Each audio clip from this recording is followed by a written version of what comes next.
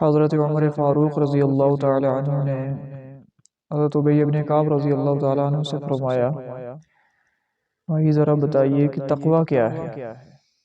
تقوی کیا ہے؟ تو ابی بن کعب رضی اللہ تعالی عنہ نے عرض کی کہ تقوی، اے امیر المؤمنین، آپ کبھی ایسی جگہ سے گزرے ہیں جہاں جھاڑیاں، کانٹے دار جھاڑیاں ہوں، خاکسار جھاڑیاں ہوں، ایسی جگہ سے کبھی گزرے ہیں؟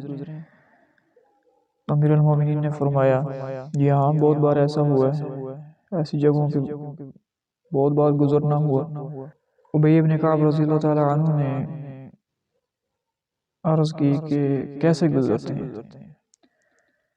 تو فرمایا، اپنے دامن کو بچا بچا کر، کپڑوں کو سمیٹ سمیٹ کر